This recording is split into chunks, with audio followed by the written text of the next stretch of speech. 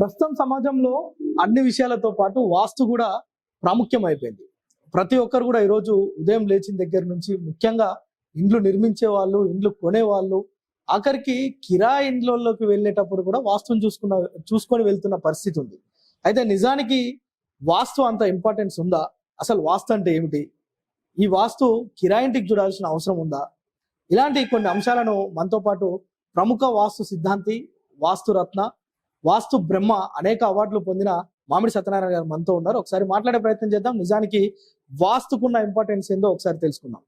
సిద్ధాంత్ గారు చెప్పండి, వాస్తు అని రోజు ప్రతి ఒక్కరు కూడా, చిన్నోళ్ళు, పెద్దోళ్ళు, ఉన్నోళ్ళు, లేనోళ్ళు, ప్రతి ఒక్కరు, ఆఖరికి ఇది ఎక్కడికి వెళ్ళిందంటే పల్లెటూర్లలో ఊరు విడిచి పట్టణాలకు వచ్చేటోళ్ళు కూడా వాస్తుని చూసుకొని వస్తున్న పరిస్థితి ఉంది.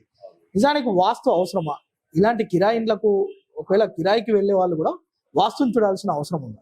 మీరు మంచి క్వశ్చన్ అడిగారండి. అద్దె ఇంటికి వాస్తు అవసరమా అని చెప్పేసి ఈ ప్రశ్న నన్ను చాలా మంది అడిగినారు. చాలా మంది అద్దెకున్న వాళ్ళు కూడా మమ్మల్ని సంప్రదించి మమ్మల్ని తీసుకుపోయి వాస్తు సేవలు పొందినారు.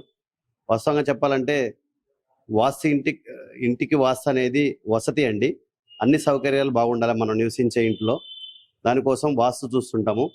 అయితే మీరు హైదరాబాద్ కానీ ఎక్కడికైనా ప్రయాణం చేయాలనుకున్నప్పుడు, వేరే నగరాలకు వెళ్ళాల్సినప్పుడు అద్దె కారు తీసుకెళ్తుంటాం.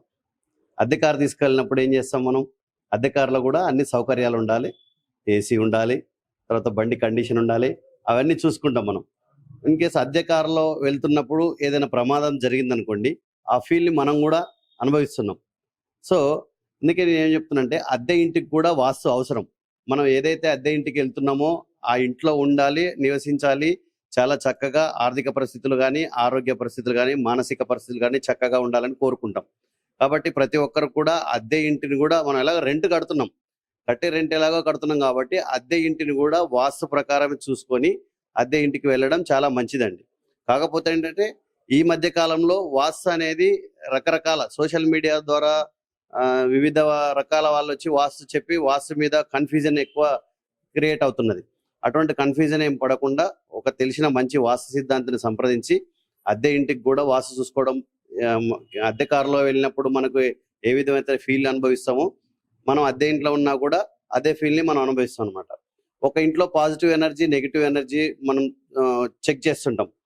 నెగిటివ్ ఎనర్జీ ఉన్న ఇంట్లో మనం ఒక 8 గంటలు నిద్ర చేస్తే ఆ నెగిటివ్ ఎనర్జీ మనని ఆవహిస్తుంది.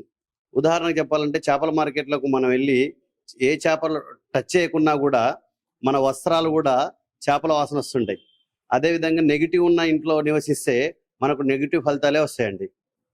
అయితే ఇంకొక విషయం, ఈ రోజు గ్రామాల నుంచి పట్టణాలకు వచ్చే ప్రజలు కూడా ఊరిని విడిచి కొత్త ప్రాంతానికి వెళ్ళినప్పుడు కూడా విడిచిన ఇంటికి కూడా వాస్తు చూడటం, లేదంటే కొత్త ఇంటికి అక్కడికి పట్టణాలకు వెళ్ళినప్పుడు కూడా వాస్తులు చూడటం, అంటే దీన్ని ప్యాషన్ అనాలనా లేదంటే ఇది అవసరం అనాలనా? దీన్ని అసలు ఏమనుకోవాలి? అసలు అవసరమా ఇది? ఇప్పుడు ఈ మధ్య కాలంలో పిల్లల విద్య కోసం కానీ, తర్వాత వ్యాపార నిమిత్తం కానీ, ఉద్యోగరీత్యా కానీ, గ్రామాల నుండి కానీ, చిన్న చిన్న నగరాల నుంచి కానీ వారి ఎక్కడికైతే వెళ్ళాలనుకున్నా అక్కడికి వెళ్తున్నప్పుడు మనం ఆ ఇంట్లో ఉండట్లేదు కదా, దీనికి వాస్తు అవసరమా అని చెప్పేసి కొంతమంది వదిలేస్తుంటారు. మన అనేది ఏదైనా సరే, అది ఎక్కడున్నా సరే, ఎగ్జాంపుల్ మన సంతానం వేరే దేశంలో ఉన్నా కూడా వాళ్ళు మన సంతానమే. మనం ఆ ఇంటిని వదిలిపెట్టి వేరే ప్రాంతానికి వెళ్ళినా కూడా అది మన ఇల్లే, మన పేరుతో ఉన్నది. కాబట్టి దాన్ని కూడా మనం చక్కగా వాస్తు ప్రకారం సరి చేసుకున్న తర్వాత మనం ఇంకొక చోటికి వెళ్ళేటప్పుడు అక్కడ కూడా అద్దె ఇంటిని సరిగా చూసుకొని దాన్ని సెలెక్ట్ చేసుకునేటప్పుడు కరెక్ట్గా సెలెక్ట్ చేసుకుని అందులో నివసించినట్టయితే మంచి ఫలితాలు వస్తాయండి. అయితే ప్రస్తుతం ట్రెండింగ్ అవుతుంది సైంటిఫిక్ వాస్తు సిద్ధాంతులని. మీరు కూడా ఆ సైంటిఫిక్ వాస్తు చూసి అనేక అవార్డులు కూడా వచ్చినాయి. అసలు ఈ సైంటిఫిక్ వాస్తు ఏంటి? అసలు వాస్తు ఏంటి? సైంటిఫిక్ వాస్తు అంటే ఏంటంటే, ఇప్పుడు మన జనరేషన్కి ఏమంటే ప్రతిదీ కూడా కంటికి కనిపించాలి, కంటికి కనిపిస్తేనే నమ్ముతున్నాం. కానీ మన పూర్వీకులు చెప్పిన వాటన్నిటిని వదిలేస్తున్నాం. సైన్స్ అని సైన్స్ వెంబడి పడిపోతున్నాం. అయితే ఆ కంటికి కనపడే విధంగా వారికి క్లియర్గా ఎక్స్ప్లెయిన్ చేసేదే సైంటిఫిక్ వాస్తు అండి.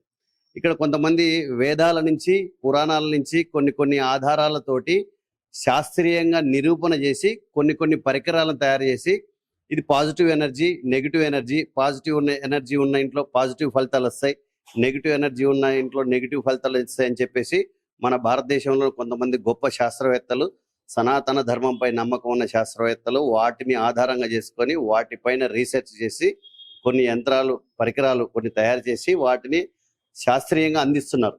ఎందుకు అందిస్తున్నారంటే చాలా మంది వాస్తు కారణంగా గృహాలన్నీ ఒక సిద్ధాంతం వచ్చి ఒకటి కట్టిస్తున్నాడు, ఇంకో సిద్ధాంతం వచ్చి దాన్ని కూలగొడుతున్నాడు. ఆ విధంగా యజమానులు అనేవారు ఏం చేస్తున్నారంటే ఆర్థికంగా నష్టపోతున్నారు. ఒక్కొక్కరు ఏంటంటే గురు పరంపర నేర్చుకోకుండా బుక్ నాలెడ్జ్ తోటి నేర్చుకొని అవగాహన ఉండి లేక వారికి చెప్పడం వల్ల చాలా మంది ఆర్థికంగా నష్టపోతున్నారు. ఆ ఆర్థికాన్ని పూడ్చడం కోసం అధిక శ్రమ పడాల్సి వస్తుంది, అప్పుల పాలు కావాల్సి వస్తుంది. ఆ విధంగా నష్టపోయిన తర్వాత అతనికి ఏమవుతుందంటే వాస్తు మీద విశ్వాసాన్ని కోల్పోతాడు. ఆ విధంగా అలాంటి వ్యక్తులు వాస్తు లేదు అని చెప్పేసి దుష్ప్రచారం చేయడానికి ఎక్కువ ఆస్కారం ఉందన్నమాట. అదే అలాగే చేస్తున్నారు కూడా. ఇప్పుడు ప్రజెంట్ జరిగేది కూడా అదే. వాస్తుని ఎందుకు నమ్మకంగా చేస్తున్నారంటే ఈ విధంగా ఆర్థికంగా నష్టపోవడానికి కారకులైన సిద్ధాంతాల కారణంగా వాస్తు మీద విశ్వాసాన్ని కోల్పోతున్నారు. అంతేగాని వాస్తు అనేది శాస్త్రంలో ఉంది. ఇట్లాంటి శాస్త్రాన్ని అనుసరించకుండా కేవలం బుక్కులను అనుసరించి చేయటం వల్లనే ఇలా ప్రజల్ని నష్టపెడుతున్నారు అంటారు, అంతేనా?